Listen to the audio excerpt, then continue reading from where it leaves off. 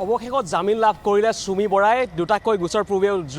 পূৰ্বতেও জামিন লাভ কৰিছিল আৰু অৱশেষত ৩ নম্বৰ গোচৰটোতো জামিন লাভ কৰিছে গুৱাহাটী উচ্চ ন্যায়ালয়ে তেওঁক জামিন প্ৰদান কৰিছে জামিন মঞ্জুৰ কৰিছে আৰু এই সম্পৰ্কে গোটেই জামিন সম্পৰ্কে তিনিটাকৈ যিহেতু গোচৰ আছিলে বা আজি অন্তিমটো গোচৰ ৩ নম্বৰ গোচৰটো অৰ্থাৎ বৰবৰুৱা থানাৰ সেই গোচৰটোতো জামিন লাভ কৰিছে আৰু ৩ নম্বৰ গোচৰটোৰ জামিন লাভ কৰাৰ সংক্ৰান্তত আমি তেওঁ অধিবক্তা আছে মই তেওঁ পোনে তেওঁলোকৰ পৰা গোটেই বিষয়টো সন্দৰ্ভত তেওঁৰ পৰা জানিবলৈ চেষ্টা কৰিম দুটাকৈ গোচৰ পূৰ্বেই জামিন লাভ কৰিছে আৰু ৩ নম্বৰ গোচৰ যিটো বৰবৰুৱা থানাত গোচৰ আছিলে সেই গোচৰটো জামিন লাভ কৰিছে গোটেইখিনি যুক্তিখিনি আপোনালোকৰ কেনেধৰণৰ আছিল বা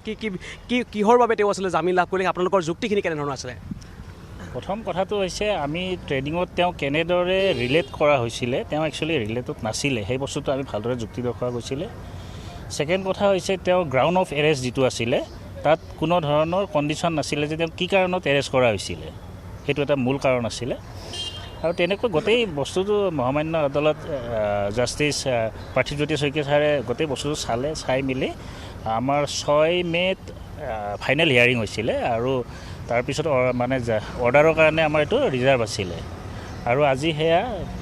অৰ্ডাৰটো দিলে আৰু সেইটো এলাউ কৰিলে বেইলটো এলাউ কৰিলে আৰু নেক্সট প্ৰক্ৰিয়াটো অলপ আছে সেইখিনি কৰিবলৈ বাকী আছে ইয়াৰ আজিয়ে মুকলি আকাশৰ তলত আহিব বুলি ক'ব পাৰি নহয় আজি মুকলি আকাশৰ তলত নাহিব কাৰণ কি ইয়াৰে পিছত অকণমান আমাৰ কোৰ্টৰ প্ৰচিডিঅ'ৰ থাকে সেইটো হৈছে যেতিয়া বেইলটো এলাউ কৰে তাৰপিছত কনচাৰ্ণ যিখন কোৰ্ট থাকে তাত গৈ কিনে বেইল বণ্ড এটা ছাবমিট কৰিব লাগে আৰু সেইটো আজি সময় সেইটো নাই আৰু কৰাৰ কাৰণে এইটো কাইলৈ কৰিব লাগিব আৰু কাইলৈ আশা ৰাখিছোঁ যে তেওঁ মুকলি আকাশৰ তললৈ আহিব কাইলৈ বেইল বণ্ড জমা দিয়া হ'ব হয় গোটেই ইয়াৰ পূৰ্বে দুটাকৈ গোচৰ আছিল CBI গোচৰ আছিল বা তেওঁ অধিবক্তাই হওক বা আৰক্ষীয়ে গোটেই তেওঁৰ বিৰুদ্ধে যিখিনি আছিলে ধাৰা লগাইছিল বা যিখিনি ধাৰা সংযোজন কৰিছিলে তেওঁলোকৰ যিখিনি যুক্তি আছিলে বা তেওঁলোকৰ যিখিনি তেওঁৰ বিৰুদ্ধে যিখিনি অভিযোগ আছিলে সেই অভিযোগখিনি সন্দৰ্ভত তেওঁলোকে কোনো আছিলে যুক্তি দেখাব বা কাৰণ দিব তেনেধৰণৰ কোনো দিব নোৱাৰিলে নেকি হয় সেইটো ক'ব পাৰে তেওঁলোকে অবজেকশ্যন দিছিলে নিদিয়া নহয় আৰু একচুৱেলি এইটো বেইলৰহে অৰ্ডাৰ দিছে এতিয়ালৈকে কেছটো শেষ হোৱা নাই আৰু তেওঁক দোষমুক্তি মানে তেওঁ দোষ নাই বুলি এতিয়াও কোৰ্টে কোৱা নাই এতিয়া জাষ্ট ট্ৰায়েলত সেইটো বস্তু ওলাব যে তেওঁ দোষ আছিল নাছিল সেইটো আপোনালোকে পিছলৈকেহে গম পাব কিন্তু কথাটো হ'ল যিটো প্ৰাৰম্ভিক এই বেইলৰ প্ৰক্ৰিয়াটো এইটোত আমাক এলাউ কৰিছে আৰু মহামান্য আদালতে চাইছে গোটেই চালি জাৰি কিয় দিব লাগে আৰু তেওঁ ভাবিছে যে দিব পাৰি সেইকাৰণে এইটো দিছে এইটো আৰু আমাৰো তেনেকৈ এডভকেটৰ আমাৰ আনন্দ বেয়া ছাৰ আছিলে তেওঁ আছিলে আমি গোটেই গ্ৰুপটোৱে মানে লাগি আছিলোঁ কেছত আৰু আমি তেওঁক কিয় দিব লাগে আমি এইটো যুক্তি সম্পূৰ্ণভাৱে আমি প্ৰকাশ কৰিছিলোঁ কোৰ্টক কৈছিলোঁ আৰু সেইটো একচেপ্ট হৈছে সেইটোৱে পূৰ্বতে বিশাল আৰু তাৰ্কিকে পাইছিলে হয় পূৰ্বতে বিশাল আৰু তাৰ্কিকে পাইছিলে আৰু বিশাল তাৰ্কিকে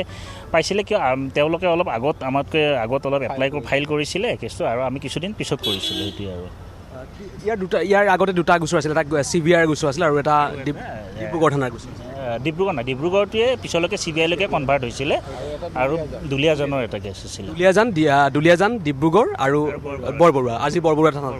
এইটো কেছ নাম্বাৰ কিমান আছিল 85/24 আছিলে এইটো PS কেছ নাম্বাৰ মানে বৰবৰুৱা PS কেছ নাম্বাৰ 85/24 আৰু এইটোত আজি বেইল পালে গতিকে আকৌ আমি আশা ৰাখিছোঁ আৰু বাহিৰলৈ আহিব বুলি সেইটোৱে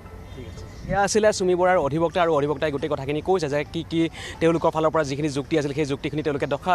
দেখাইছে আচলতে গুৱাহাটী উচ্চ ন্যায়ালয়ত তাৰপিছতেই তেওঁক জামিন প্ৰদান কৰা হৈছে তিনিটাকৈ গোচৰ দুলীয়াজান ডিব্ৰুগড় আৰু বৰবৰুৱা থানা যিটো গোচৰত অৰ্থাৎ ৩ নম্বৰ গোচৰটো আছিলে বৰবৰুৱা থানাত আৰু সেই বৰবৰুৱা থানাৰ গোচৰটো তেওঁ জামিন লাভ কৰিবলৈ সক্ষম হৈছে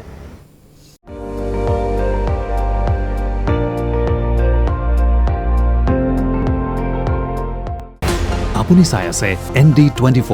সৰ্বশ্ৰেষ্ঠ নহয় সৰ্বোত্তমৰ দৌৰ